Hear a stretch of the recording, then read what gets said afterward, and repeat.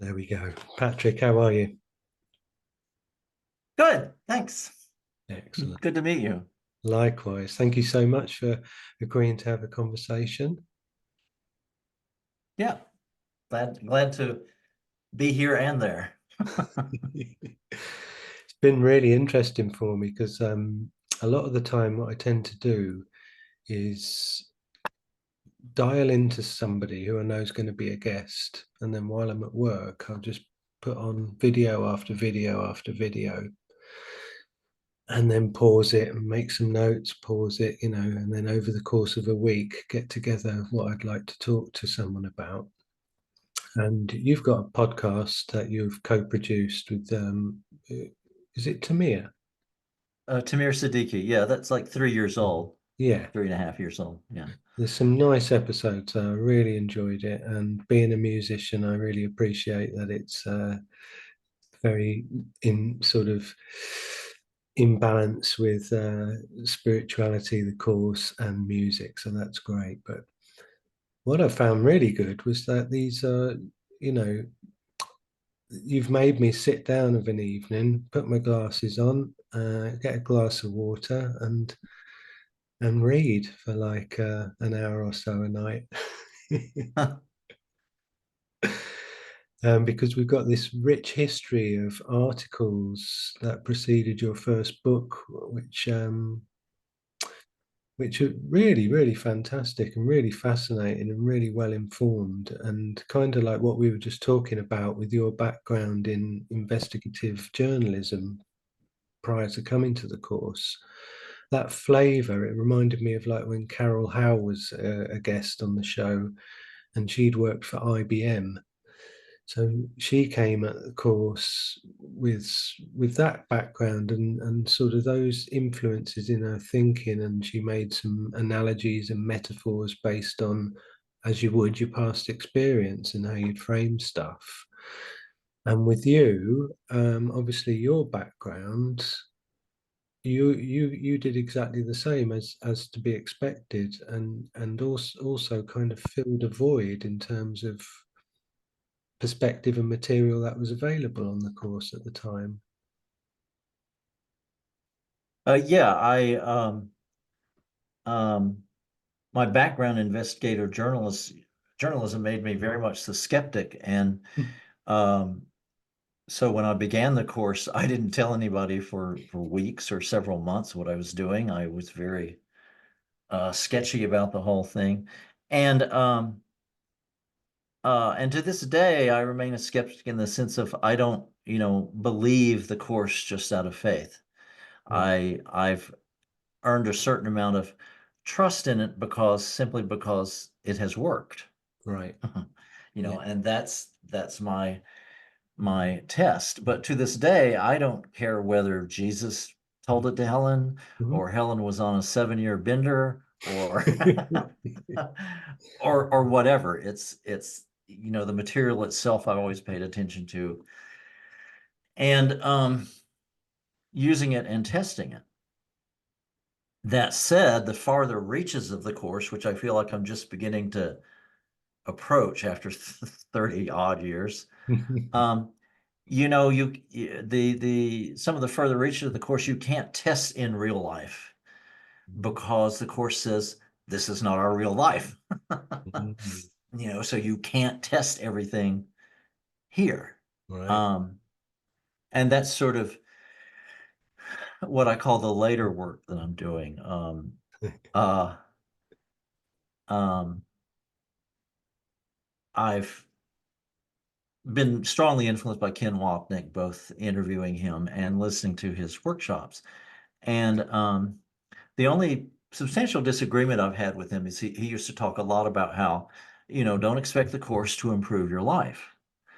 And um, I've never entirely agreed with that because when I began the course, I was seriously ill, Mm, and the course got me out of it, not because it was like a medicine, but because it helped me change in a way that got me out of it.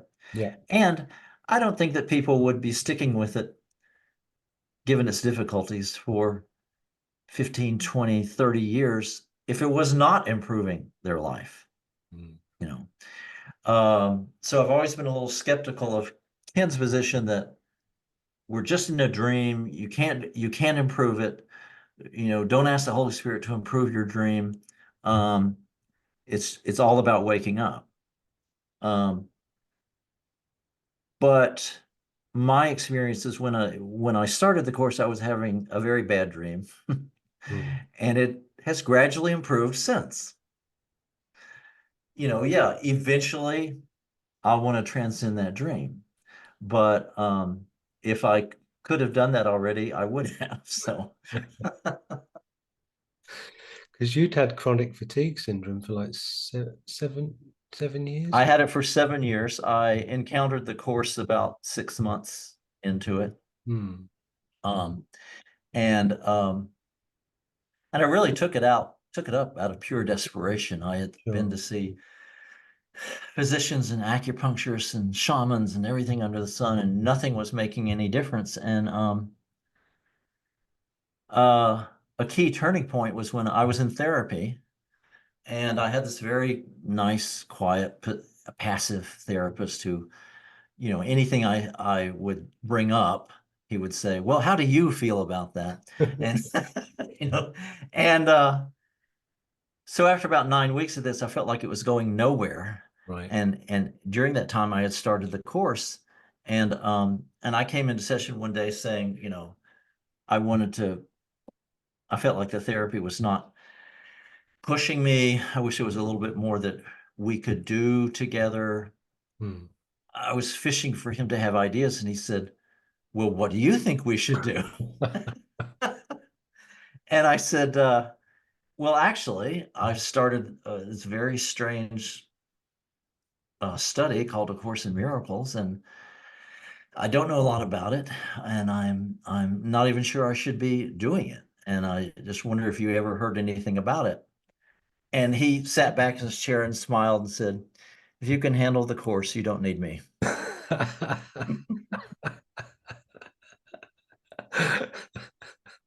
And I quit therapy, and decided that, okay, this is my path. As irrational and strange as it was, Hmm. you know, it was no doctor's prescription, that's for sure. Mm.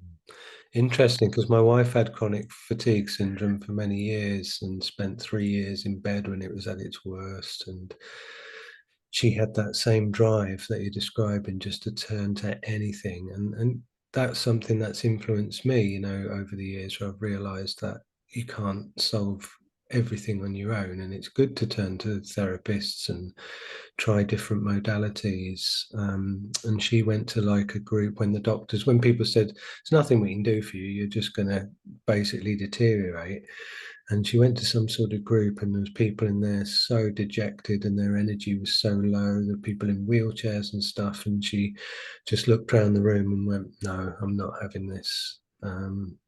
And that was a part of the turning point for her, of just like, I can't let this define me. Yeah, fortunately, I had a physician who was an AIDS specialist, Okay. and and this is way, way back in the 80s Mm. when the diagnosis was new. Mm. And but he happened to know the difference between AIDS and chronic fatigue. Right. And he said, and I'd had all the tests for everything, and he said, "Here's what it comes down to." He says, "You don't have AIDS, you're not going to die." Mm. He says, "You have CFS, which means you're going to wish you could die." And that didn't sound like fun, but it kind of reverberated with my study of the course, Mm. which basically was telling me, yeah, you need to die to what you've been, Sure. Yeah. you know. Yeah. There is a death, there is a death going on here. And Mm. that 7 year process of chronic fatigue, yeah, it was a dying of the old self. Mm. Um, I had, as I say, I'd started out in writing as investigative reporter, and that was basically a mindset of there's something wrong with the world and it's somebody's fault. I'm going to find out who and blame them Yeah. in print. Yeah. And the course after I'd been with it a little while, changed that perspective and said, yeah, there's a lot wrong with the world. It's somebody's fault. Look in the mirror. Which was an investigation I did not want to do. But what I realized, I'd say over the first 2 years of course study, was that I had gotten ill fundamentally because I was mad at God, who I didn't believe in, which meant I was mad just at the way things were. Sure. And then I realized, oh, in my mind, even though I don't believe in God, even though I consider myself an atheist, there's still this background suspicion that the way things are, the terrible things, way things are, is somebody's fault. There must be a bad God out there. Yeah. And so when I first met Ken and interviewed him about what was unique about the course, and he said, many of the ideas are not new, but a lot of what's different about the course is it introduces us to the idea that we are mad at God. And that set off, Okay, another one. And he said, we're mad at God because we're afraid of God, because we think He's angry. we think we abandoned God. And rather than face that fact, we decided he abandoned us.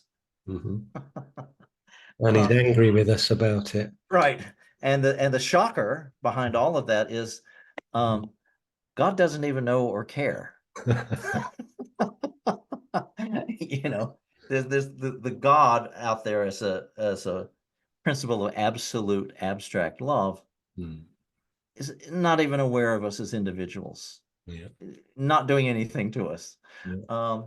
And so what was so daunting about the course for me early on was that increasing sense of responsibility. You're not just responsible for your life and the decisions you make and how you treat people. You're responsible for the entire concept of your existence.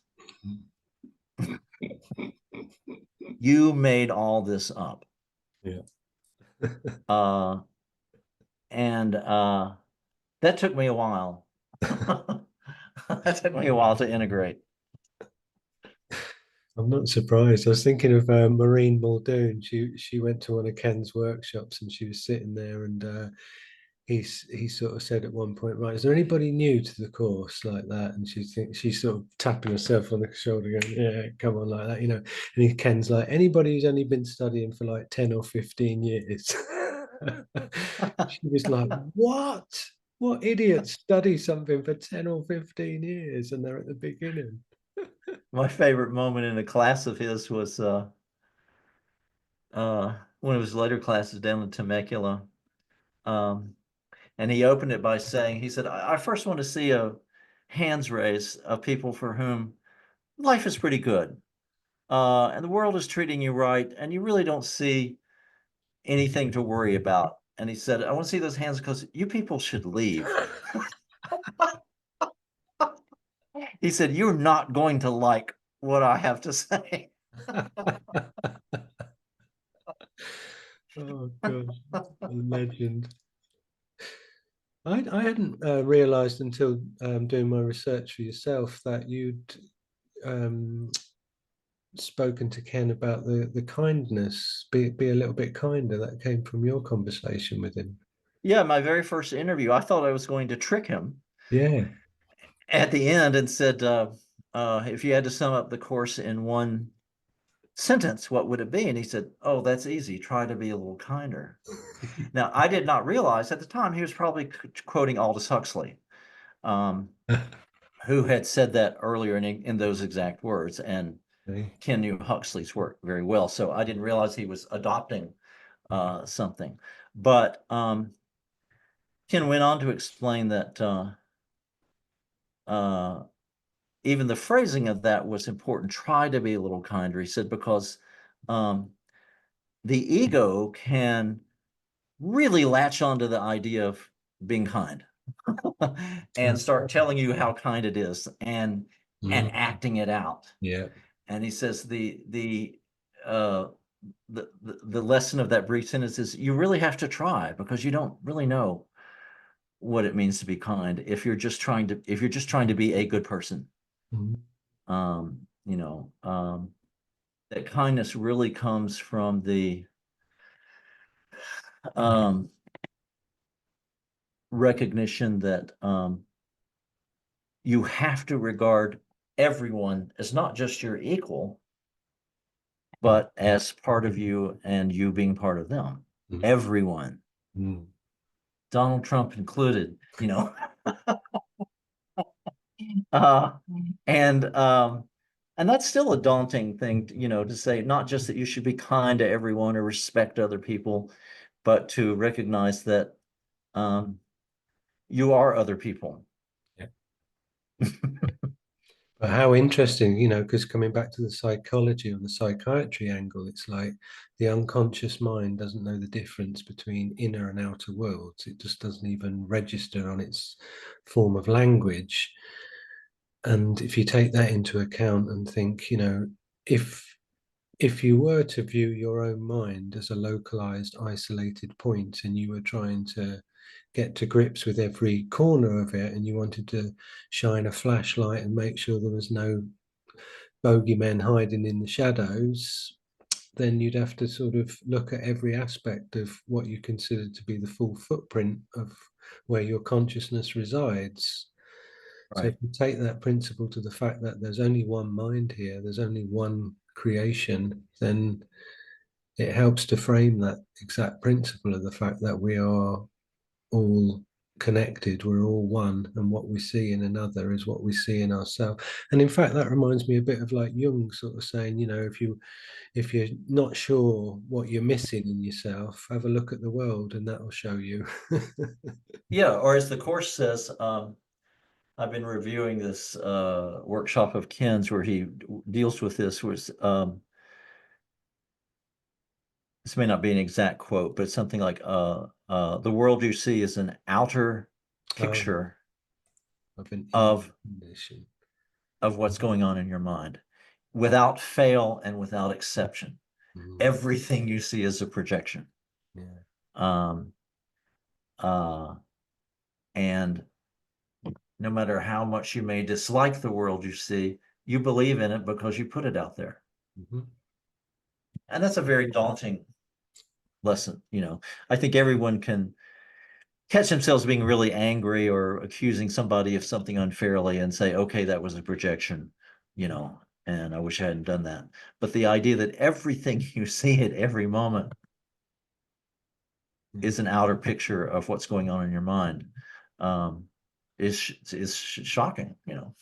Absolutely. And, you know, if you think of something like the lesson, I am the light of the world, and you just think of that in terms of your vision, you're looking upon this stage is facilitated by this projector, this light in this projector that lights the world. And without it, then we come back to kind of if a tree falls over in a forest and there's no one there. Yeah, I remember Ken saying that he always called the course a via negativa, a negative path, a path through the darkness. Mm. And he said that for that reason, it's often misinterpreted. He said, the lesson, I am the light of the world, does not mean you're supposed to sit down and imagine glowing. He says, if you're doing that lesson correctly, you will be immediately stricken with horror at the darkness that you hold. And that's the lesson's real aim, is for you to say, I am the light of the world, and realize, no, you're not. Not at the ego level. You're just this terribly dark, tortured, constricted thing, you know. Um, and many of the lessons are they're not there to make you feel better, Yeah. but to um, confront you with the idea that you're the light of the world when you certainly don't feel that way. Yeah. And again, that's the psychology of it all, isn't it? That's what makes it so fascinating because it's very Eastern, but then it's got the psychology aspect to it and the Shakespearean sort of tempo and meter. Um, and un- unconscious behavior is perpetuated. It relies upon not looking, doesn't it? That's Yeah. that's Yeah. that's the definition. It's like, And I've always felt that, the um it is so important and symbolic that the figure at the center of the course history, Helen Schucman, mm, was so dark. You mm, know, she never adopted what the course said. There's that rare recording of her yes, where she's asked, uh, how did she feel about the messages that came through, and she said, "It bothered me no end." yeah, Uh, and in my research into channels, um, she remains unique as a channel who did not only not proselytize the mm, message she heard, but actively opposed it in her own life.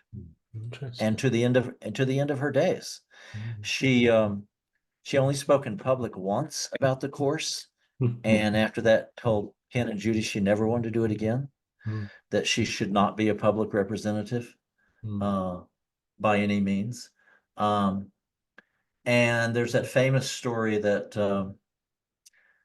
when she was dying, that her friend Willis Harmon asked her, um, why did she think that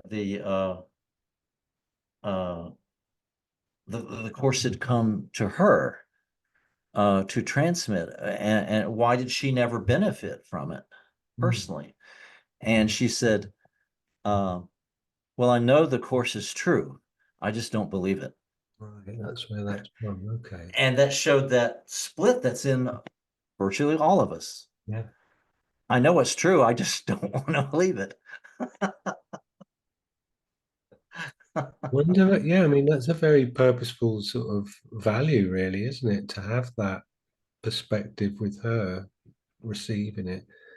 I know Yeah. we'll jump on to talking about Gary later. I want to talk about you, but it's kind of like what we were already discussing with talking about Gary and Disappearance of the Universe. It's like the qualification comes from you understanding that the person themselves that you're talking to couldn't have come up with this off their own back. It's like feel when it feels bigger than the person, then Yeah. yeah, Yeah. And when it feels bigger than um, the person doesn't matter, yes, yeah, Uh, Um, um, um, Helen also said near the end of her life that Judy Scutch asked her how she felt about dying, and Helen said, I'm dying so I can get out of its way." And what she meant was the wisdom that she had imparted. She'd always been in the way of it. right, She'd power. always resisted. She'd always fought it. Um, and as I say, channels usually at least endorse the message that they Yeah. hear, and if not going out on and selling it and proselytizing it. Mm. And it was so, to me, it really validated the course that Helen did not do that. She was very proud of its form. She often said she was responsible for the form, the Shakespearean meter, the language, and so forth, and had nothing to do with the message. Couldn't have believed in the message any less. That's probably not entirely true, but she sort of Helen apparently had a lot of bravado, Mhm. about things like that, and she all the time she was at Columbia, she fiercely maintained that she was an atheistic scientist while sneaking off to mass, on our lunch break. uh, But I always liked that she was, full of those contradictions. She was Yeah. not, didn't have the airs of a holy person, Mm. and was horrified when anyone tried to pin that on her. I was listening to a workshop by Ken recently, and he said that right after the course became known, people would want to meet Helen Okay. and ask him to set up a meeting. And he said he did it reluctantly because she didn't like to meet a lot of people. Mm. But he said, I cannot tell you how many times I made an introduction. They went to meet Helen. They came back to me and said, why didn't you warn us? That she was not a pleasant person. Sometimes she was very pleasant and kind to her close circle. Yeah. Uh, but otherwise generally known as a very difficult, irascible uh, character. And polar opposite to that was Bill, Mm. who I did get to meet once. I interviewed him Okay. once, Nice. um, who was just especially with the California Bill after he left Colombia. Um, just as sweet and accessible as can be, Mm. and someone who clearly did take the message to heart, um, and incorporated it. Yeah. Um, and so I was always fascinated by their polarity. Sure. Um, that one of them heard the course but rejected it. The other one typed it, and Bill often said it. The typing went slowly because he had to keep one hand on the keyboard and one hand on Helen to calm her down. I love that. Because she would get so upset as she was reading aloud her notes. She would burst into tears or she'd get Mm. angry. Um, Apparently, taking down the notes was almost and writing them out in shorthand was almost an automatic process. Okay. She didn't have a reaction to that, but when she read them out, had to translate them Okay. so that Bill could type them, it would suddenly hit her Yeah. what she had heard, uh, and things would get very, very dramatic. Because I'm thinking of that symbolic language in the course where it says about the ancient memory of, the way that it presents us with this your your connection with heaven and oneness and God. It says ancient memory, and I think that's a really beautiful Right, symbol of just right. And I've worked in writing and as a professional editor my whole life, and I'm still astonished sometimes, but the course can go for long sections that are totally incomprehensible, just impossible to understand. And then you'll hit this oasis of astonishingly beautiful language that you wonder how anybody came up with this language.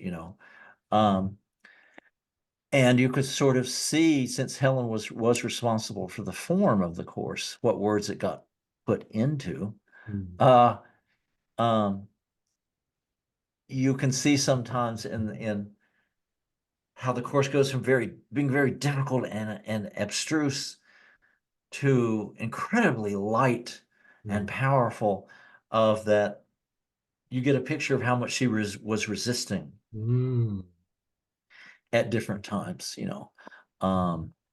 Ken always said she resisted a lot through the first 5 chapters, and it's why they're not as strong as the rest of the book. That she was like a clogged faucet, just opening up and learning how to let stuff come through. Mm. Um, but there's definitely, just in terms of language, there's nothing like the course, Mm. you know, exists anywhere. Um, there are definitely historical, spiritual books with passages of beautiful language, like the Bible.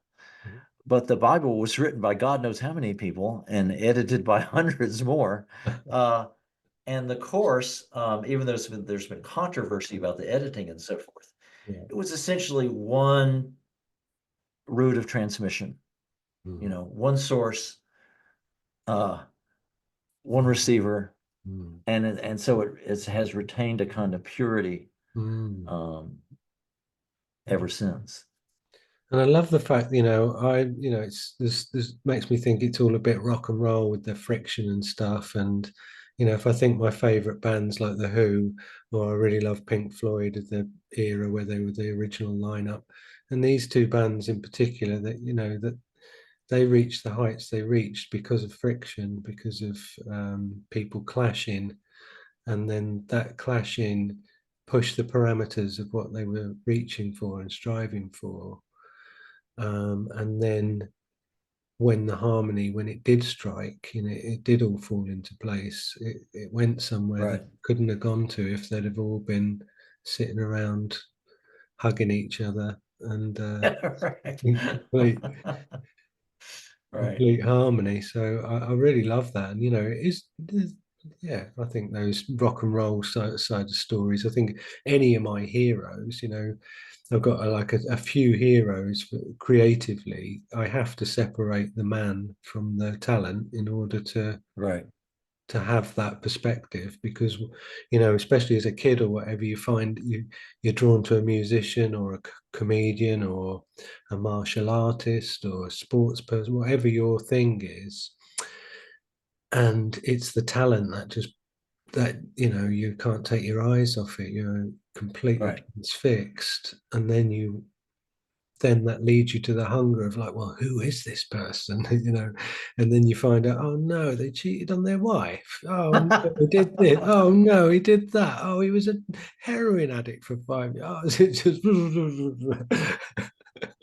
Or who was it? I was just watching a documentary about Phil Spector, okay.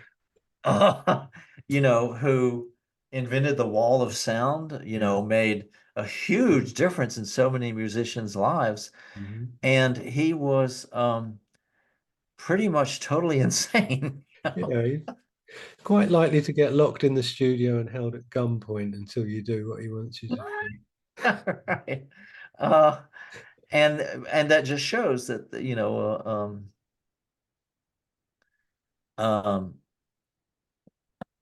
at the ego level, genius gets ego attaches a lot of darkness to genius because it wants some of the power, you know, and so you get these split Mm. uh, people. Um, Helen was one of those. Not that she ever did anything criminal, but she was very unpleasant to some people. That was widely acknowledged. Um, and the last couple of years of her life, when she was dying from pancreatic cancer, which is associated with psychosis anyway, Right. um, it was just a horror for everyone involved. You Mm. know that uh, Bill and Helen had always been close to this Catholic priest, Father Grosh, and he came to the conclusion that Helen descended into possession in the last years of her life. And which to him proved that the course was always satanically inspired. Uh, um, and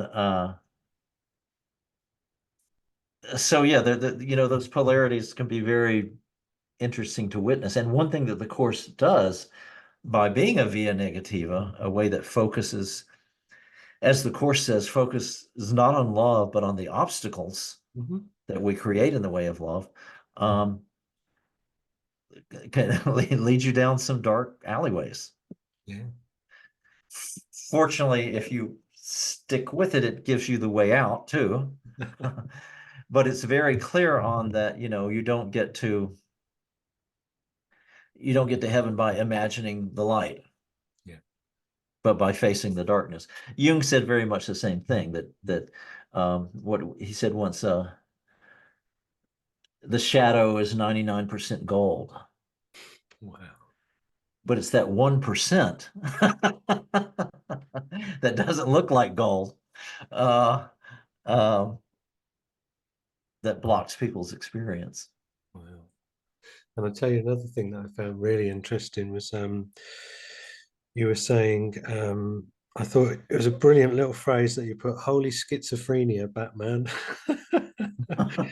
And it was really interesting because you'd said, when you think of our inner narrative, it's like a patchwork that seems to be coherent and it's made up of a chaotic assortment of voices and influences. And, that's fascinating. It's like when he says in one of the early lessons, just let your thoughts go by, just this strange, odd procession. It's like, Right. yeah, it really is, isn't it? And Yeah. the other thing that wonderfully well, articulated was about the fact that, had they known, you were saying that Ken was saying that had the people at Columbia known what was going on, I'll let you take that because it's your work. Uh, yeah, that when the course was being recorded in secret, Yeah. there was Bill and Helen and a couple other people who knew what was going on. Um, but they had to keep it a secret because had it been known that the head of psychiatry and his chief assistant were doing what they were doing, they both would have been fired and Helen would have been committed Mm. because she heard voices. Mm.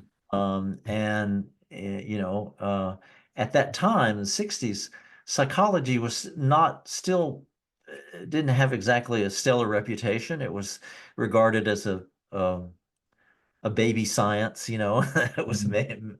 maybe would never really mature. Uh, and so it would not have been great for it to be revealed that these two prominent figures in psychology at Columbia um, were writing down an inner voice, you know. Uh, and that's just always been fascinating to me that it happened Mm. when and where it did, you Yeah. know. Yeah, it's part of the Um, humor. yeah, these were not, two psychic stargazers in Sedona, you Yeah. know. These were hardcore academics. Yeah, exactly. Uh, um, Now Helen had always had this, visionary side to her, Mm. um, but it wasn't something that she would talk about in polite company. And Bill had, I think his mother was a Christian Scientist, Yeah. so he'd had those influences Mm. early on, but they both had to work very hard to maintain their uh, credentials Yeah. as scientists in that academic environment. Um, so that it to me it's that classic picture of the little sprout, the single flower coming up through concrete. Of Beautiful. course, how did that happen? Yeah. So we're looking back on your journey with the course, goes back to the 80s. You found it a few years before the chronic fatigue syndrome. Sorry, 3 months before. I started the course right after I become ill. Oh, okay. Beg your pardon. Um, so then that steered your mind through that process. You had the investigative journalism perspective, and then you come to the material. And although the material's documented in itself, your mind's gone, hold on a minute, who's talking about the story? Who's talking about the history of how this come to pass? What was the Yeah, characteristic that's of the one reason I journal? started writing about the course was that I didn't see any good journalism Right. available about it at the time. Mm. Um, what was written about it was either um, Journey Without Distance was the first history, but that was written by Bob Scotch, who Yeah. was part of the foundation. Yeah. So, it was a party publication, as it were.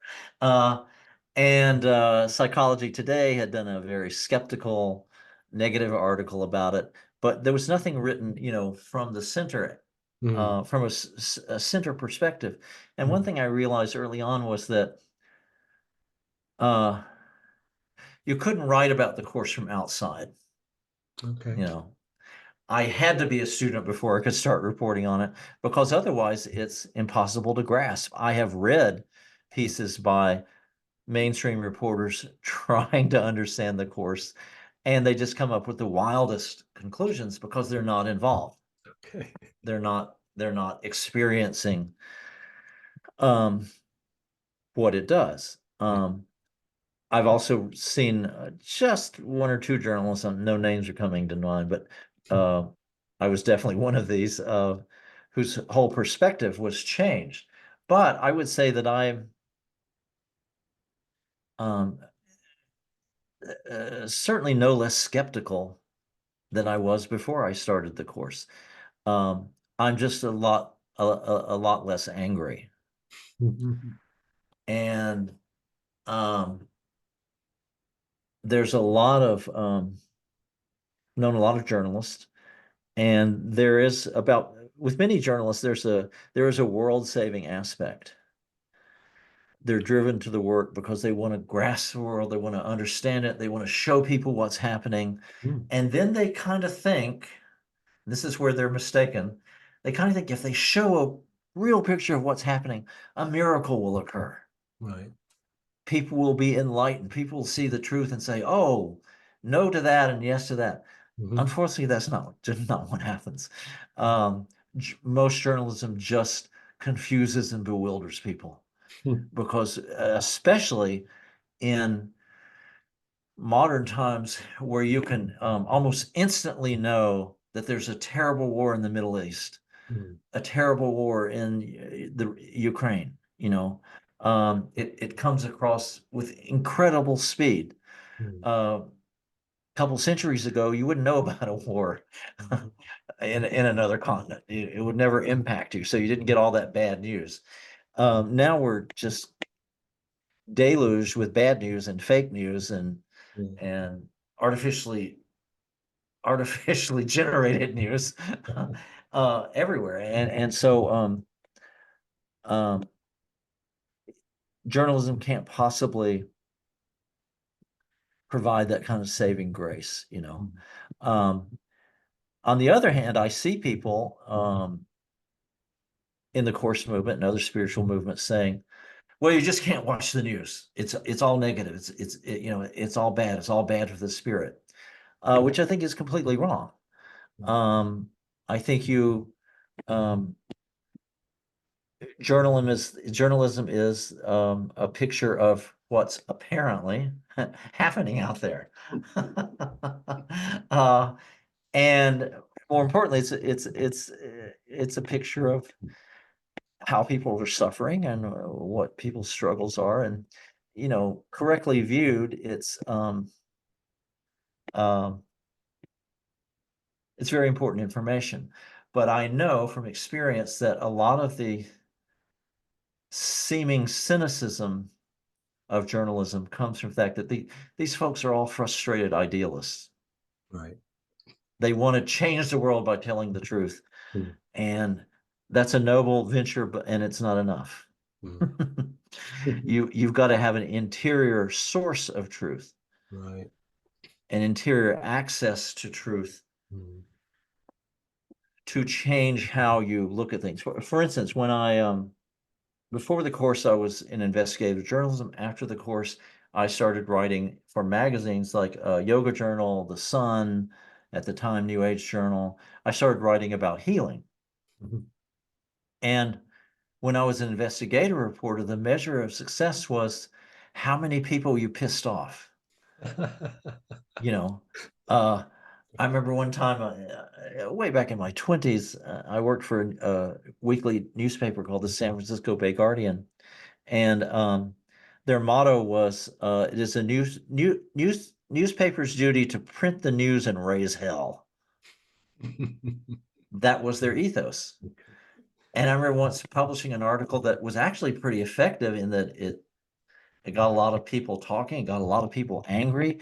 It got not just it got my sources angry at me. I was getting nasty calls from my sources because I'd put them in uncomfortable positions. And while I'm cowering at my desk feeling terrible, I have this awful stomach ache about all the grief of having a successful article, my publisher comes up, claps me on the shoulder, and says, "Good job, Patrick," because he was aware of how many people were angry. Yeah, right. uh, so after chronic fatigue and after starting the course, I stayed in journalism, but I started writing about healing. Nice. With very different results. People would write to me and thank me for, for the information. Mm. Um, and I slowly traveled from there into journalism. I mean, into publishing. Yeah. And you also realized that your articles were starting to present themselves as what would be was the Forgiveness book your first book? That was my first solo book. I had ghost co-written and ghost-written 3 books before that, but Okay. that was the first book that I did on my own, and it was kind of a funny story of how it happened. Was after 7 years, I was mostly over chronic fatigue, Yeah. and I still had relapses, but I felt like I was recovering. But I'd sort of lost my 30s to it, Mhm. in terms of what you're supposed to be doing in your 30s, Yeah. establishing your career, getting ahead, and so forth. And I remember going through a few days of being mad at the Holy Spirit, being mad at this idea that we had inner guidance, and I sort of inwardly came up with this challenge for the Holy Spirit of okay, if anything I've been through is worth anything, show it to me, you know, show me the miracle. And and I was fully convinced that that wasn't going to happen, and I was really proud of my anger and skepticism. And I woke up one day with the line, "A little book of forgiveness," in my head. Just that line, "A little book of forgiveness." And I started writing that day, and I told my girlfriend, I was engaged at the time. I said, I've got to, uh, I'm going to be kind of scarce the next few days. I've got an idea. I've got to write it. And I literally wrote the first draft of that book in a week. Wow. It later went through some revisions at the suggestion of the editor, but I wrote it in a week. And when I showed it to Lori, who was also my agent, she said, "What is this?" And I said, "It's what I've been working on, a little book of forgiveness." And she said, "Oh, I thought you were writing our marriage vows." And I said, "Sorry." And but she looked at it and came back and said, "Forget the vows. This is a meal ticket." And in fact, she sold that book for like $30,000 within just a few weeks. Now, those were better days for publishing. That kind of money doesn't exist anymore. No. But that challenge that I had put up to God or the Holy Spirit or whoever was answered. Yeah. I said, "Where is it? What did I learn? What is this all good for?" Yeah. And I wrote it down in a week, and it was published within a few months. Uh, uh, Other things ensued from there, but that was that was the first experience I had of almost, total blind inspiration. Mm. I think any creative writing is a form of channeling. Mm. Helen, in that one recorded interview with her, Yeah. she clarifies that when she says she heard a voice, she says it wasn't a voice really. She said, "I didn't hear a voice in my head." She Mhm. said, "I got impressions Mm. that I translated into words." Well, that's the process of any writer, Mm. you know. So what she was talking about was not really that mystical. It was the creative process. It's Mm. just that the impression she got resulted in an astounding wealth of amazing words. Mm. But I when I wrote that first book of mine, I definitely experienced that all that experience, 7 years of suffering and study and realizations. Mm. That was your qualification to make it authentic. Yeah, it Mm. formed this raw material from which I could draw the book out, you know. Um, and I dedicated it to my mother, who had in large part been the inspiration for it, because she was an exceptionally difficult character. And after I sent her the first draft, she wrote back and said she wanted to get uh, a lot of copies when it came out. She said, because I know a lot of people who need this. Mm. And I refrained from saying, is that because they need to forgive or because they know you?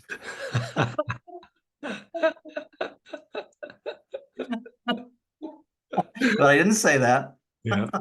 Wow, brilliant. And where does this beautiful dream with the symbolic window spinning around, where does that fit into the story? Oh boy, Is that that's a long way back. During mm, the early part of chronic fatigue, I had a number of astonishing dreams, and because one characteristic of chronic fatigue is what's called non-refreshing sleep. yes. And it means that you can stay in the REM phase, rapid eye movement, which is a light phase of sleep, for hours. Mhm. You never get a deep, restful sleep. Mm, So you can be in bed for 14, 16 hours mm, and wake up exhausted. mm, Well, that happened to me, and for at least 2 or 3 years. And I reached the point where I was waking up after every dream and recording it, mm, you know. mm, And so I had a number of startling dreams. One was I don't remember the whole of that dream, but the end of it was um, staring up at the sky and seeing up in the sky a window mm, that had light sheer curtains on it. mm, It started to rotate faster and faster and faster, so the curtains were just flying around. mm, Um, and then it suddenly stopped, and an incredible burst of white light came through, and I literally jumped awake in bed. And I've always thought that was my one experience of what the course calls the great rays. yeah. Um, just this astonishing thing. Mm, One of the earlier dreams, though, and one that kind of certified my taking on the course, mhm, because I say for the first 5 or 6 months, I was very, very doubtful about it. mm, And I would often dream that I was driving a car that was in very bad shape. And when that kind of dream recurred a number of times, I realized, well, the car is my body, sure. my physical self. That's what I'm imagining. So in one dream, I was driving a old truck of my father's. The windshield wipers weren't working. It was stormy. I seemed to be in mud. I couldn't get anywhere. Just totally frustrated. And I looked over to the passenger seat, and there I saw the former President Jimmy Carter, who was a huge hero of mine, Okay. and a very genuinely religious man himself. And so in the dream, I suddenly just crestfallen. I said, "I'm sorry, Mr. President. I don't know. I have to admit, I don't know. I can't get this truck to go anywhere. I don't know what's happening. I don't even know where I'm going." And he smiled and said, "That's okay. I have a map." He Wow. reached in the glove compartment and pulled out my copy of the course. And I woke up. And Wow. after that dream, I realized, okay, it's all right to be doing this. This is, this is after the therapist saying, if you can handle the course, you don't need me. That was my second big affirmation that I was On the path. on the right path. Yeah. Yeah, beautiful. So the forgiveness book that I've got, so you've done over 12 books, is that right? Yeah, if you count all the editions of everything, that's three co-written books. I did two inspirational books. I did the original complete story of the course, Yes. which turned into 2 editions of Understanding A Course in Miracles. Yeah. I've done 2 Living novels with and 2 miracles. volumes of, yeah, 2 novels, 2 volumes of poetry. Most of that's self-published, but some of it by bigger publishers. Okay.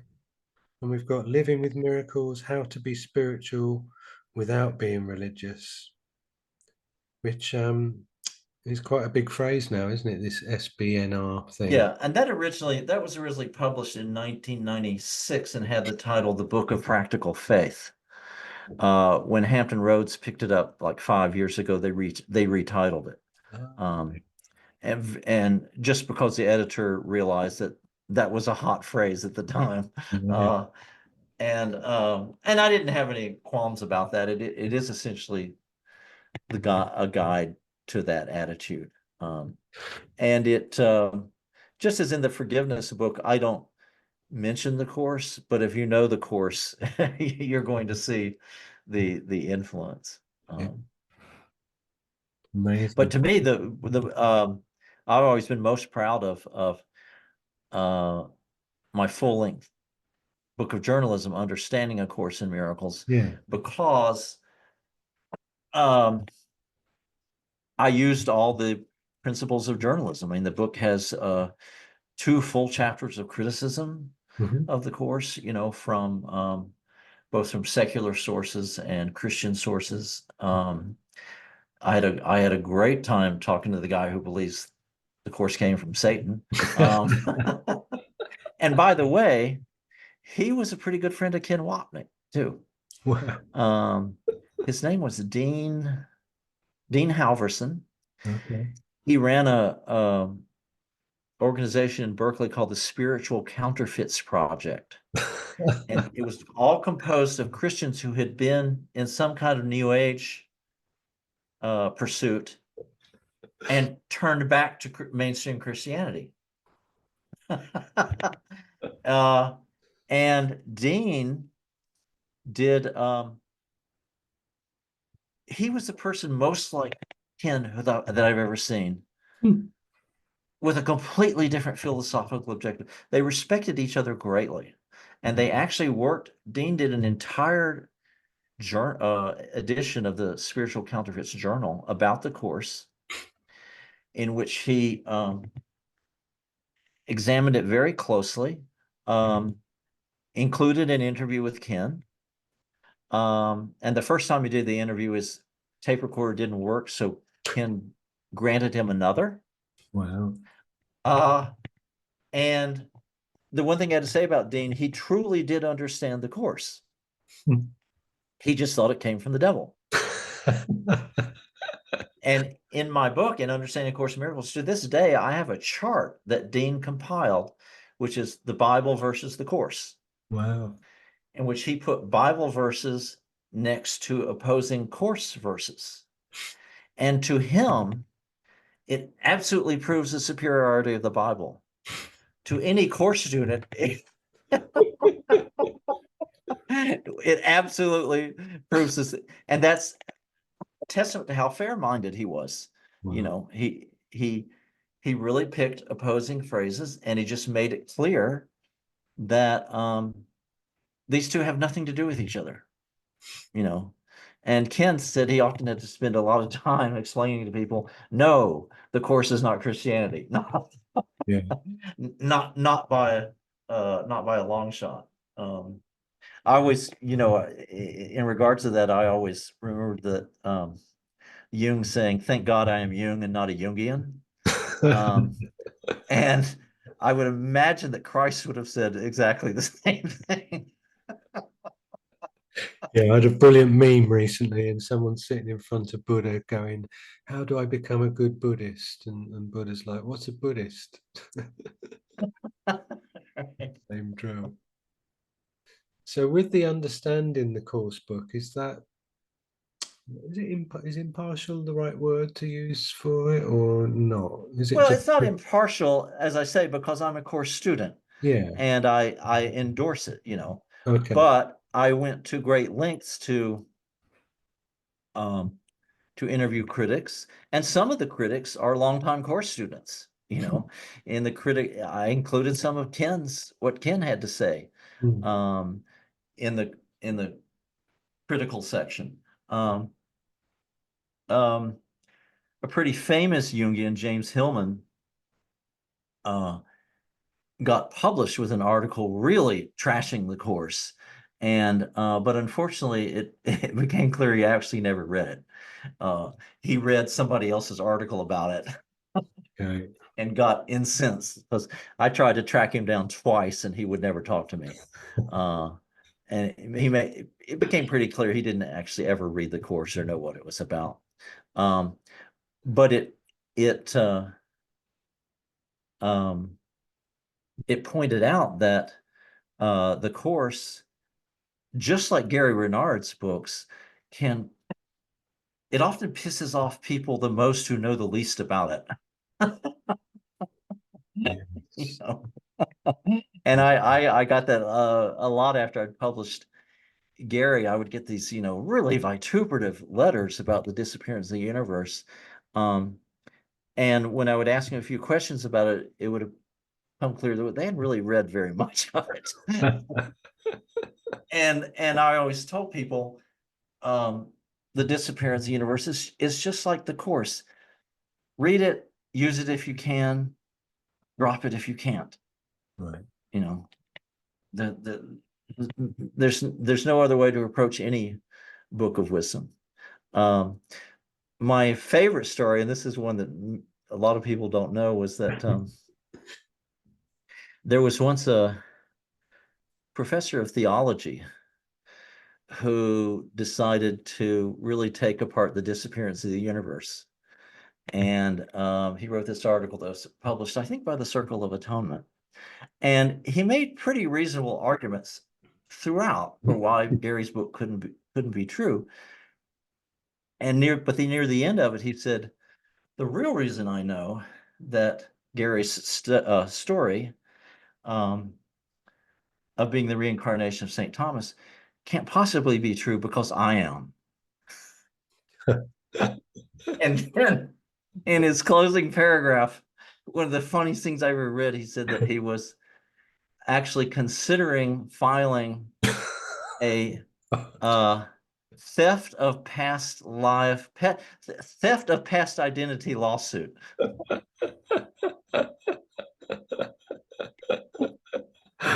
Wow. And I just loved that. I thought, wow, if there's any way to undermine your whole argument, it's to turn around and say, I know this guy's not a reincarnated saint because I am. There's a bumper sticker. Right. And the same thing about uh a lot of evangelical Christians have gotten up in arms about the course because they read a little bit of it, Hmm. you know, just enough to set them off. Um, like maybe the part where uh, Jesus says the apostles could not have understood me, Okay. or they would not have done what they did, Yeah. or it's that sentence where he says, oh, a lot of the stuff about the crucifixion, where he completely upends the meaning of the crucifixion, says, uh, uh, don't say that I died in vain, say rather that I did not die, Hmm. and prove it by demonstrating that I live in you. Hmm. That really sets off evangelicals because there is this belief that in mainstream and evangelical Christianity that God is out there Sure. and must stay out there and cannot be seen in us because we're sinners. Hmm. And the course, basically says, no, you made up all this bullshit about sin. Mm. Actually, nothing ever happened. Um, Yeah. and that I've seen people just fly off the handle, and encountering that perspective. And still in the course community, the non-dual and the dual argument is boring. I'm not really interested in it, but that it still goes on all the time, every day. And it takes us back to like 50, I think 1500s Giordano Bruno, and he sort of suggested he stood there one day and went, "Oh, I wonder if basically went, I wonder if there's life on another planet." And it's like that was enough. That got him. Eventually, by the time they caught him, they kept him in a 6 foot by 6 foot cell for 7 years. Then they brought him out one day on one of the plazas in Rome and roasted him on a spit, Mhm. ground his bones down to dust, because to make this suggestion that there might be another race living on a planet outside our solar system, how Right. would Christ be the one doorway to God? The whole thing was undermined. That's like 500 years ago, and it's still, yeah.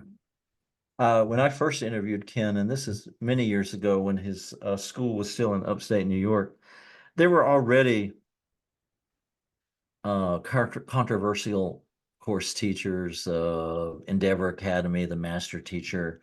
Um, the copyright controversy was just getting going, and the course was at that time uh, less than maybe 15 years old.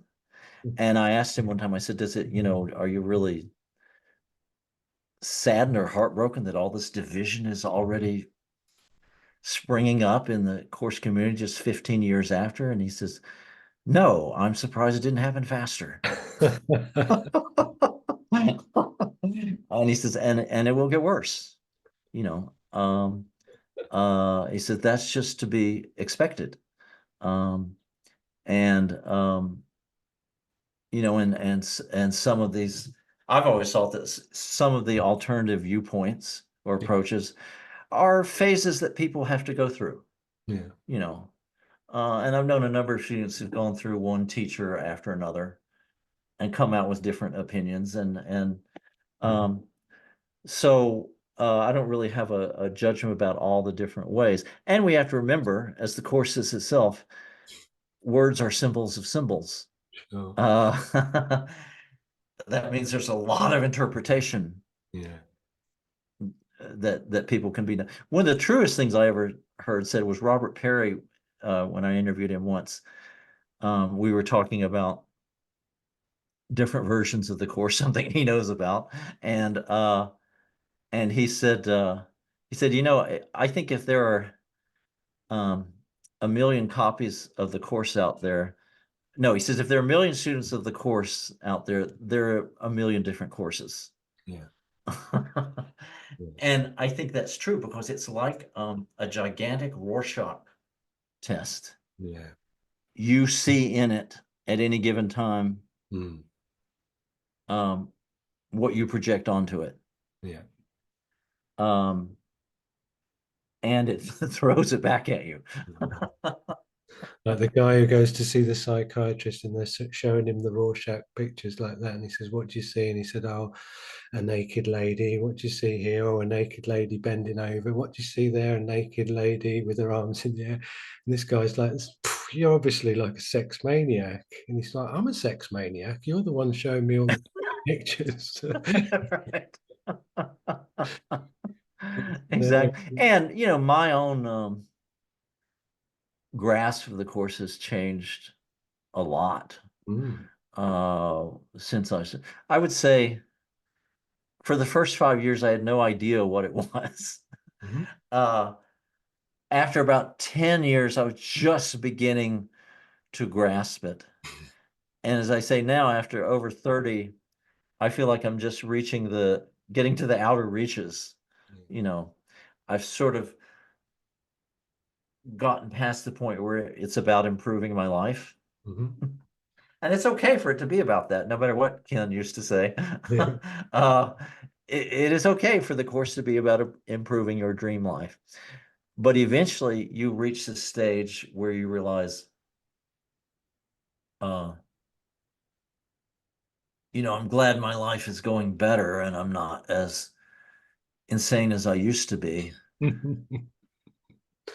but this life isn't it. Yeah. And that's a very, you can philosophically discuss the life as a dream and everything's an illusion. That's something different than actually grasping it, Mm. you know, realizing that and Ken used to say that in his workshops a lot. I don't know how many times I heard him say, "You people think you're actually reading a blue book. You think you're actually in a room with other people reading their blue book. You think there's a blue book. You know, none of it's happening." And that's a shocking realization. I was very fortunate. Well, I suppose I see it that way, but for those 3 decades where I was kind of in isolation with the course, where I didn't know there was. My copy was from '93, so it said on the back, "We've sold over 500,000 copies." So I Oh, knew there right. was 499,999 other people somewhere. Right. But for those 30 years with just me in the course, um, I had no idea until I came into the course community that there was 4 or 5 different versions. And in fact, you mentioning the blue book is what made me think of it, because mine was by Penguin, and it was Oh, green. right. The cover's green with Yes. calligraphy on the front. So I didn't even know what the blue book was.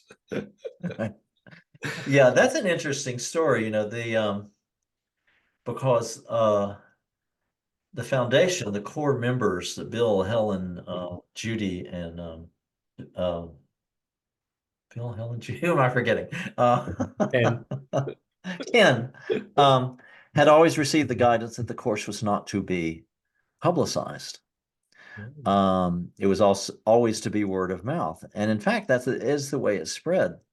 But when the copyright controversy got going, mm, the foundation decided that they wanted to have one of their reasons for getting Viking involved with the book was they wanted to have a big publisher's law firm behind them as they faced the copyright case. And so they signed a 5 year, it was 5 year and I think $5 million deal with Viking. And which would allow the course to be advertised, mm, which had never really been done. And I remember when that edition came out, I went to a Barnes and Noble bookstore to see how it was being advertised. And they had in the front of the store what's called a dump, which is like a towering stack of the books. And I stood there for a while to see how people were going to respond so that there would be a stream of people coming in, knew nothing about the course, had never heard of it. And all of a sudden, here's a big pile of them with a sign. And again, I saw people pick it up, open it, look at it, go, shut it and put it down. And I knew then this isn't going to work. Viking wanted to turn it into a mega bestseller. And when I saw people's response, I thought, this isn't going to work. Uh, because the fact is, there's a strange way in which the course finds its students. I heard over the years that I researched that 3 separate stories of people who said that they were walking through a used bookstore and the course fell off a stack and hit them in the head. 3 different stories. Man. And that's a pretty good picture of how it spreads, you know. And after 5 years, um, although it never became a bestseller, it sold about 40,000 copies a year. And Viking decided that um, that was good enough and they would extend the deal. And they went back to the foundation, to Judy Scotch, who was heading it then. And she said, we were selling 40,000 copies a year before this deal. Ah, So this is no benefit to us. And 2 years ago, I talked to someone at the foundation who, I think it was 2 years ago, said it was still selling 42,000 copies a year. Mm, That is underground bestseller status. It's okay. never hit the New York Times bestseller list, but it has sold 20, 30,000, 20, 30, 40,000 copies a year since it was released. And that's just in the US. Oh, okay. Uh, there are 27 editions, across the globe. And it shows there's a strange magnetism for something that's very difficult to read, uh, extremely challenging to understand, Mhm. um, is not popular, popularly written in any sense of the word. Uh, and and that's the way it spreads. It still finds its students. Mm, Ken used to say, and this was definitely true with me, he would say, if your life is not in crisis when you start the course, it will be soon afterward. Now, I was one of those people. Yeah, I was in crisis when I started it. Uh, but that's why it will never be a bestseller. It sort of cuts to your core yeah, really quickly. yeah. And when people open it and grimace and shut it, that's a fear reaction. Mm, It's not just that they don't understand it, but that something, oh my God, I don't want to see that. yeah. and and hell, my first 3 years I threw it against the wall. I don't know how many times I broke the spine on one book, throwing against the wall. Guy, uh, my favorite case was the guy who wrote me and said that he had burned 6 copies of the course, and he said the seventh is on my night table, and I don't know what I'm going to do. Oh, I love it. So much humor. If you thought there was humor in it, Yeah, there's a line the other day that said, "You're no longer wholly insane." And I was thinking, it's definitely a message to Helen. there's so much in it that makes you laugh, and to hear One of stories. my favorite moments was I was still uh, pretty early in the course, and I came to the lesson where it has you choose a person with whom you have the worst grievance Yeah, and see them as the light of the world. yeah. And then immediately says, you already know who this person is. And it was so true with me, it's like, no doubt. Oh yeah, I've been there. And then something that you said, which I thought was brilliant, was ACIM is training in core strength for the inner life. And the workbook lessons reshape, refine, and empower our inner attitudes to give us a resilience we wouldn't have had otherwise. This is how we come to know God, not as a magical being or as a dispenser of spiritual favors, but as a universal strength that we can rely upon. Yeah, what I was getting at there was uh, the difference between religious belief Mm-hmm. and the inner strength that the course builds. Mm-hmm. Um, and I think that there's a strange way in which, as you develop with the course, there's less and less that you believe. Mm. You know, beliefs in themselves become less important. Yeah, I have a fundamentalist Christian sister for whom belief is everything. sure. You must believe in Jesus Christ. You must believe that you're going to heaven if you're good. Uh, you unfortunately saddled with that are all kinds of political convictions that have nothing to do with the spiritual life, but you must believe all those things in order to get to heaven. And um, the course is completely different. One of the things it does, I would say that my third or fourth year in, I spent an entire year perhaps saying to myself, I don't know anything. Mm. I just don't know anything. And it was this kind of it was a state of mind that was both refreshing and kind of perilous. Like, how do you take a step forward if you don't believe anything? Mm. And what I realized, what was building during that time, was that resilience, that inner strength, which doesn't rely on belief. Mm. It doesn't rely on the ego mind um, making choices and deciding what's right and wrong and Mm. following a path. It's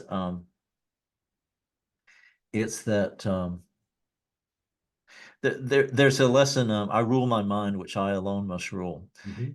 which is paradoxical in that as you study the lesson, um, what it's really saying is ruling your mind means turning it over to the Holy Spirit to be ruled. Mm. uh, and which in non-religious terms, it's just another part of the mind. Often when I talk to people who are self-proclaimed atheists about the Course, and they say, what happened to you? When did you become religious? And I said, well, I'm no more religious than I used to be. But I understand when the Course says the Holy Spirit, it's talking about another part of the mind from the ego. Um, Now, to be technically correct, the Course would say that neither the ego nor the Holy Spirit is the mind. The mind of creation is beyond all that. And at the level the ego is conversing with Holy Spirit or attempting to, uh, that's a level of delusion. But to me, one of the big revelations I had about the Course was there was a point at which it was saying, um, God is but an idea, and that's fairly easy to grasp. And then it says, but so are you, which is a real come down, to realize I'm just an idea. And in a sense, the discipline of the Course is you're just an idea who's giving way to a better idea. Mm. And that better idea is what the Course calls the Holy Spirit or Christ or God, uses those terms pretty interchangeably. Mm. And so what I was getting in that passage about resilience and strength is when this better idea takes over, you don't have to believe a lot of things. Mhm. You move through life more instinctively. Mm. Um, the Course somewhere says something like it's like being carried down a garden path in summer. Yeah. That's how easy a truly inspired life is. Now, I haven't hit that level, but I understand what it's getting at Yeah. is that at the ego level, we're just constantly struggling with warring ideas and warring people and trying to figure out all of it. And the Course is like Zen in the way that it um, by a completely different method gets you to dispense with all these warring beliefs and just meet and become an inner essence, a way of being. Mm. And with that way of being, you don't have to believe anything. Mm. But that phase I went through of at least a year saying I don't know anything was critical. And I Absolutely. think probably most Course students go through some phase like that where you've got it shaken up just enough Mm. uh, that you're willing to admit you don't know anything and let something else fill in. There were many times when uh, I would go through a forgiveness crisis. I went through one with my parents where when they suddenly sort of confessed all the difficulties that they had presented to their kids. And I'd never expected them to confess. Hmm. And they did. And it was early in my study of the course. I was just beginning to grasp what it meant by forgiveness. And I had nowhere gotten near the point of forgiving my parents. Mhm. But I had this meeting with them. It's when I was sick and they really sick and they came to see how I was doing. And all I told them was, I certainly did say I forgive you. I said, I've been looking back at our family history and seeing it differently. And my mom, who was struggled all her life with uh, bipolar condition and near schizophrenia, um, I remember she just suddenly said, "Yes, son, I've never known why I was so hostile to everyone." Hmm. Wow. And my father took her hand and said, "No, I didn't understand that either." And and he said, "And I didn't know what to do about it." And in those two admissions, they had suddenly confessed. And I had been mad at them for 30 years that they were not confessing. And the surprising thing for me about that was, while there was a sense of relief and vindication, Hmm. the stronger sensation that really threw me for a loop was, well, what do I do now? Hmm. Wow. I'm not, I can't be angry at them 24/7 anymore. Hmm. So what do I do? Wow. And I realized, oh, I have been angry 24/7. It's been a driving Hmm. force of my life. Hmm. And with that taken away, Hmm. um, it sort of emptied out so much of who I thought I was. And what struck me at the time was I didn't go through a big act of forgiveness. I wasn't thinking that I had forgiven them. I didn't certainly didn't say that. I admitted just that I was looking at things differently, and that's all I thought I was doing. And if you'd asked me, I would have thought, yeah, I'll look at things differently and come back to the same conclusion. uh, and so this it's like the bottom dropped out, and I realized that, oh, truly forgiving means I don't know who I am. It's not letting my parents or anybody else off the hook for the terrible things they did. Hmm. That's a lesser or completely inconsequential part of it. Really forgiving is when I recognize I don't know who I am. Wow. Isn't that interesting? Because, with the lessons at the moment, he's sort of talking about, I think we're on like lesson 18 or something. And I don't experience the effects of my seeing alone. I think we're on that one or around there. He's talking Right, in the recent run, he's talking about like the amount of, when we think about the past or when we think about the future, we're not thinking at all. And very few people have ever sussed that and grasped that that's just not right, thinking. And how interesting that that sits perfectly on top of what you're saying, because you don't know who you are because you've let go of the story, the past it's right, just dissolved. So therefore, because it was that reliable pattern, which was all, oh great, this is for the future too, and the present, it's just gone. right. And um, for so much of life, for my life anyway, maybe I shouldn't speak for the human race. Uh, what provides motivation is anger. Yeah. And uh, we're motivated to do something because we're angry. And once we've got that motivation, we can make up every story in the world to justify that anger. And the Course says, of course, anger is never justified. Mm. And what I've come to understand about that was it's not saying that you should never be angry Yeah. or that anger is wrong, but it's not justified by its results. Mm. If you watch what happens afterward, sure, it can feel great to vent it out and or punch somebody or start a war. Uh, and follow that angry motivation. But then what happens? Mm. And so often the course is subtly challenging us to answer that question of, okay, so you've built up a fine ego. Now what happens? Mhm. What are the results going to be? And that was a shock when I realized for 30 years how much I'd been motivated by anger. Mm. And to have it taken away, to have its justification taken away, Mm. um, was just completely paralyzing for a short period. And part of it was that realizing if I didn't have that motivation and was facing this question, what do I do now? That nothing was going to fill in, that I would never have any other motivation. Mm.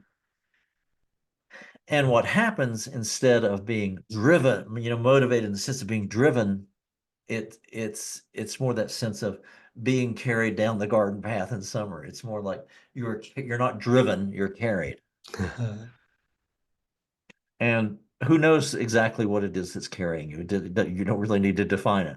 Um, but it's that experience. A friend of mine, one of my oldest friends, going all the way back to high school, is a diehard atheist. And he wrote a book called The Illusion of God's Presence, in which he tried to explain away mystical experience.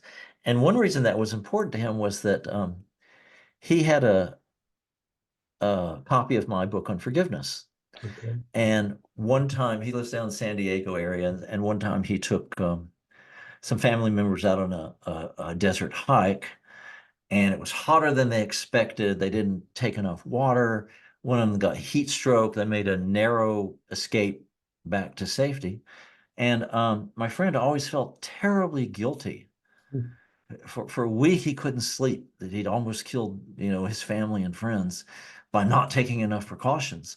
And being a scientist, he thought, I know how dangerous it is. I should have done. And so one night he was tossing and turning. He couldn't sleep. Out of desperation, he picked up my forgiveness book, read a little bit of it, fell asleep, and when he woke up, he felt a presence in the room.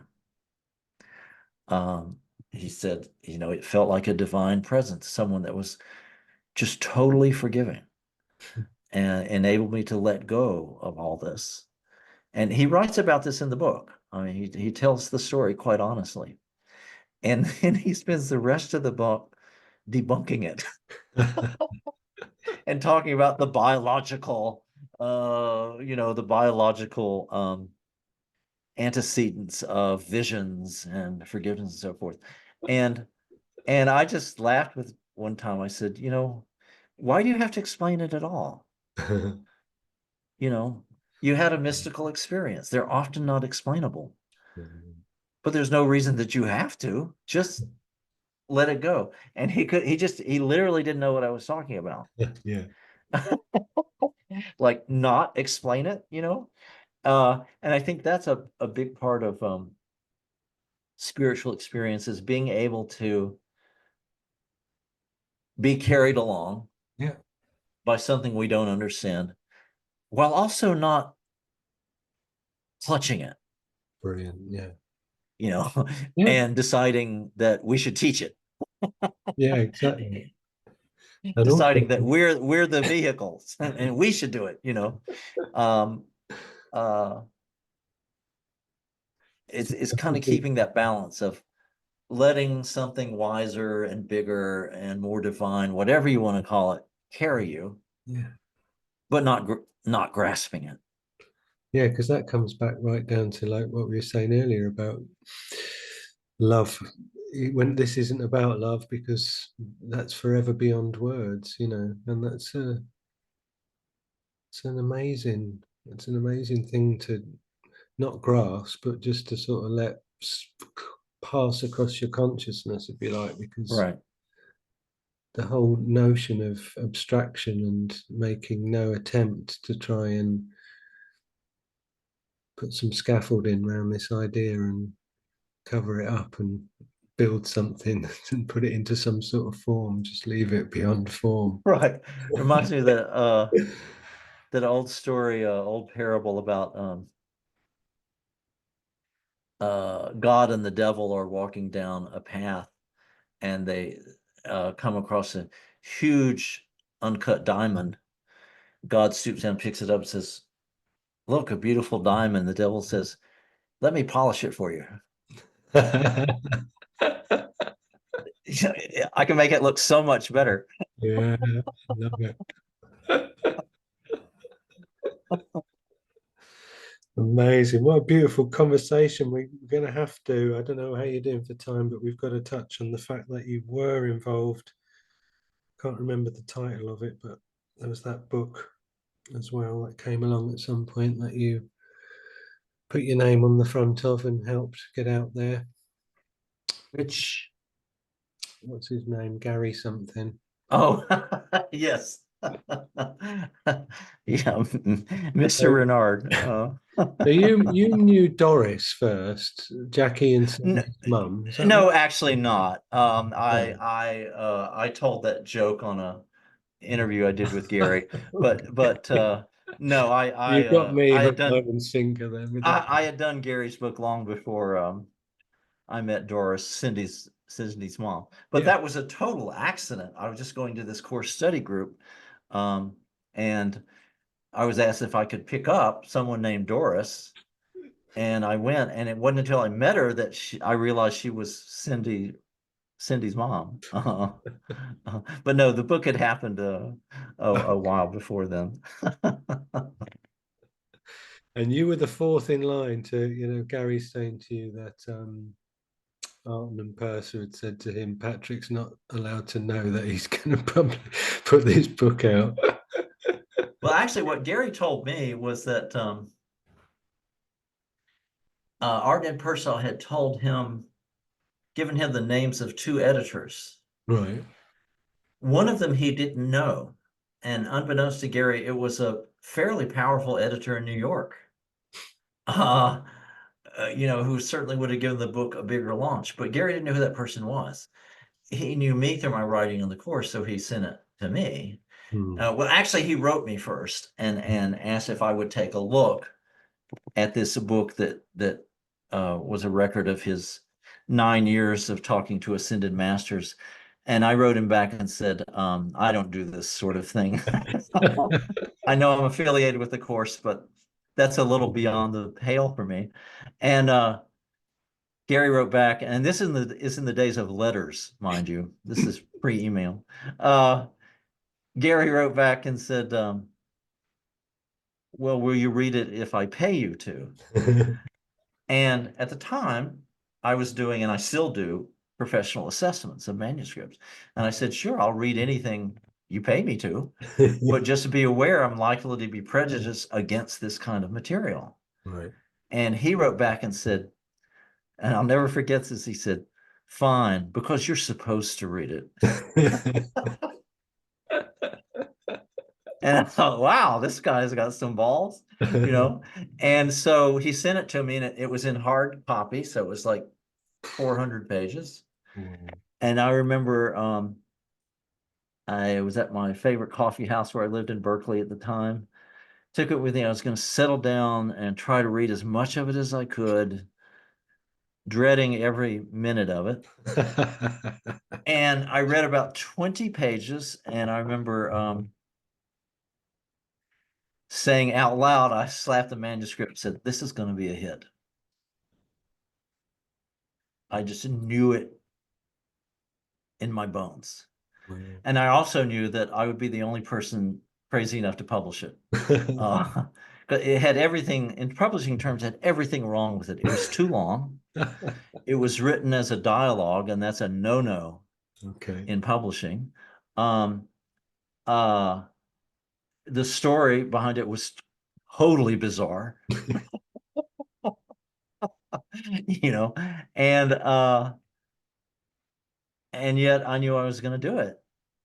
And a postscript to that was no more than a year later, it had taken off well enough. to look like it could be a real property. And so I had married my agent by that time, and Laurie took it out to several major New York publishers, citing its sales record. I'd sold like 15,000 copies in a year, starting with a total unknown. No one who knew who Gary was, except his wife and his dog and art in person. And uh, we took it to New York, and 3 publishers came back and said, "This is an impressive sales record, but we have no idea what this is." And thus we would not know what to do with it. Yeah. And they just said, what is it? We don't know what this is. Yeah. And so the way it got moved to Hay House was that Gary had a mutual friend with Reed Tracy, the president, CEO of Hay House. And that mutual friend told Reed about the book. He called me up and said, I hear you have an interesting property that's selling quite well. And I said, yes, I do. But you should be aware that it's been turned down by 3 New York houses who had no idea what to do with it. And he laughed and said, I know exactly what to do with it. And so that was another sense of like the way being paved Sure. for that book. And I told Gary many times, he's the luckiest first-time author in publishing history. The book just took off on its own. I had 500 people on a mailing list. That was it. And I put up rather long excerpts from the book on my website just to acquaint people with it. Mm. And I mean, I liked it and I hoped it would succeed, but I had no idea of what was going to happen. You know, the pace with which orders came in. And I knew that it was definitely hit when the book had not been out more than 2 months, 6 weeks maybe, when I started getting letters from people wanting to know how they could order a case to give away. Oh, okay. They didn't want to resell it. Wow. They wanted 30 books to give away. Wow. And I called and told Gary about that, and he I remember he said, Patrick, if this book really succeeds, will I have to speak in public? And I said, yeah, I think so. And that's very funny to me because of what since then, Gary has been all over the world, Yeah. leads workshops everywhere. It it really transformed his way of being, and it was all clearly meant to be. Mm. I can't tell you how many book ideas I've been since then that are disappearance of the universe wannabes. And just like the course, just like imitations of the course, they don't have it. Mhm. They don't have the power Mm. and the mysterious quality Mm. that the disappearance of the universe had. What the French call that, I do not know what. Austin Powers said.